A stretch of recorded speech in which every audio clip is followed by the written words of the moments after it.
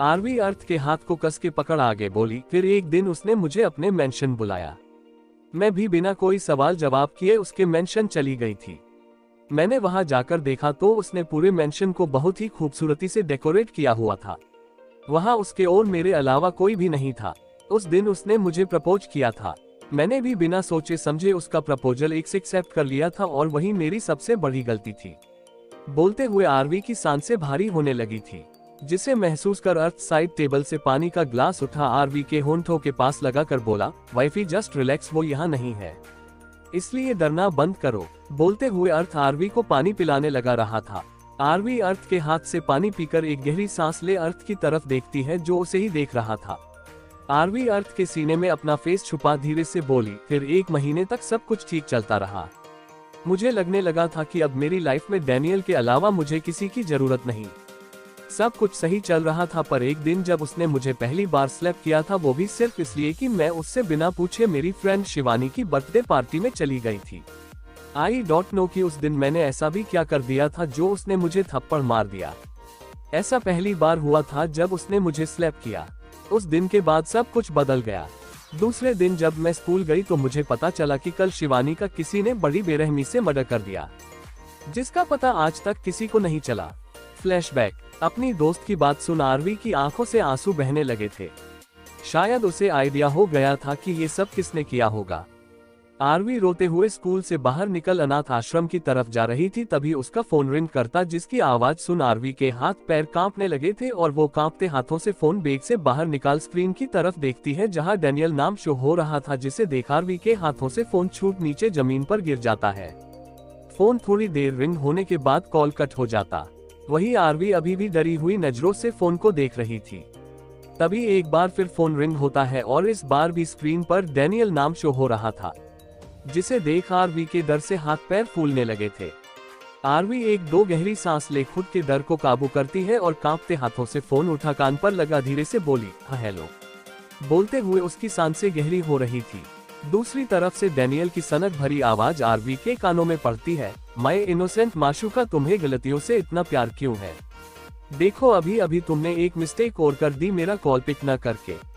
अब मुझे न चाहते हुए भी तुम्हें पनिशमेंट देनी होगी, इसलिए अब तुम जल्दी से मेरे अपार्टमेंट आ जाओ और अगर थोड़ी सी भी देरी हुई थी तो फिर तुम्हें सुबह की तरह ही सरप्राइज मिलेगा। वैसे तुमने बताया नहीं तुम्हें मेरा सरप्राइज कैसा लगा।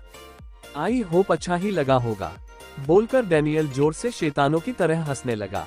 वही डैनियल की बात सुन आरवी की आंखों से और तेज आंसू बहने लगे थे। आरवी बिना कुछ बोले कॉल कट कर देती है और वो वही सड़क पर घुटनों पर बैठ जोर से रोने लगी थी। तभी आरवी के एकदम नजदीक आकर एक ब्लैक कार रुकती है। आरवी अपना फेस ऊपर कर उस कार को देख रही थी। तभी उसके पास ड्राइवर आकर बोला, मैम चलिए, डॉक्टर सर ने आपको बुलाया है। बोलते हुए ड्राइवर की नजरें नीची थी। आरवी अपने आंसू साफ कर खड़ी हो कार में बैठ जाती है। आरवी के बैठते ही ड्राइवर कार स्टार्ट कर देता है। थोड़ी देर बाद आरवी एक अपार्टमेंट के बाहर खड़ी डरी हुई नजरों से उसे देख रही थी। तभी उसके पास 2 बॉडीगार्ड व्हाइट यूनिफॉर्म पहने आते हैं और अपना सर झुका बोले, चलिए मैम, सर ने आपको अंदर बुलाया है। आरवी एक नजर उन गार्ड्स को देख धीरे धीरे अंदर जाने लगी थी। इस वक्त उसका दिल डर और घबराहट से धक धक कर रहा था और उसके हाथ पैर बुरी तरह कांप रहे थे। आरवी जैसे ही अपार्टमेंट के डोर पर बेल बजाने के लिए हाथ ऊपर करती है, तभी कोई डोर ओपन कर उसका हाथ पकड़ झटके से अंदर खींच लेता है और डोर को वापस बंद कर उसे डोर से लगा देता है। ये सब इतनी जल्दी हुआ कि आरवी को कुछ समझ ही नहीं आया कि अभी उसके साथ हुआ क्या। आरवी ने डर से अपनी आंखें बंद कर रखी थी। तभी उसके कानों में किसी की आवाज सुनाई देती है, ओपन योर आइज माशूका। आरवी झट से अपनी आंखें खोल सामने देखती है जहां डैनियल का फेस उसके फेस के एकदम नजदीक था, जिसे देख आरवी डर से कांपने लगी थी। आरवी को इतना डरता देख डैनियल के फेस पर गहरी स्माइल आ जाती है और वो अपने एक हाथ से आरवी के गाल को सहलाते हुए बोला, I really like your fear माशूका। बोलते हुए उसकी नजरें आरवी के डर से कांपते होंठों पर थी। डैनियल आरवी के होंठों को अपने अंगूठे से सहलाते हुए बोला, आई वॉन्ट टू किस यू माशूका। बोलते हुए डैनियल आरवी के होंठों की तरफ बढ़ रहा था। वही डैनियल की बात सुन आरवी झट से अपनी आंखें खोल सामने देखती है जहां उसके और डैनियल के होंठों के बीच बस कुछ ही दूरी का फासला था, जिसे देख आरवी जल्दी से अपने दोनों हाथ डैनियल की चेस्ट पर रख अपनी पूरी ताकत लगा उसे पीछे की तरफ धक्का दे देती है। वही डैनियल को आरवी के धक्का देने की बिल्कुल भी उम्मीद नहीं थी, जिस कारण वो 3 कदम उससे दूर हो जाता है। आरवी अपना फेस ऊपर कर डरी हुई नजरों डैनियल को देख रही थी, जो अपनी नेक को लेफ्ट राइट घुमाते हुए किसी सनकी की तरह उसे देख रहा था, जिसे देख आरवी की सांसें फूलने लगी थी और वो वही खड़ी डर से कांप रही थी। डैनियल धीरे कदमों से आरवी की तरफ आते हुए बोला, तुमने मुझे धक्का दिया माशूका, मुझे डैनियल रहेजा को। लगता है तुम्हारे कुछ ज्यादा ही पर निकल आए हैं, पर कोई बात नहीं, मुझे लोगों के पर काटने अच्छे से आते हैं।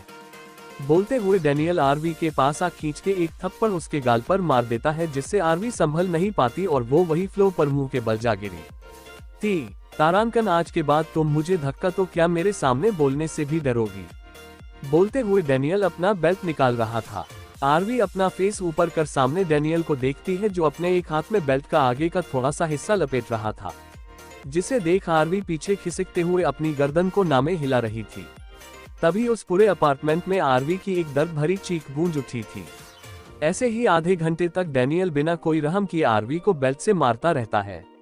वही पूरे अपार्टमेंट में आरवी की दर्द भरी चीखें गूंज रही थी, जिसे सुनने वाला शायद वहां कोई नहीं था।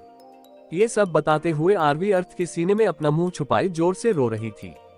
वही अर्थ की आंखें इस वक्त एकदम लाल हो रखी थी और उसके माथे की नसें उभर कर दिखाई दे रही थी।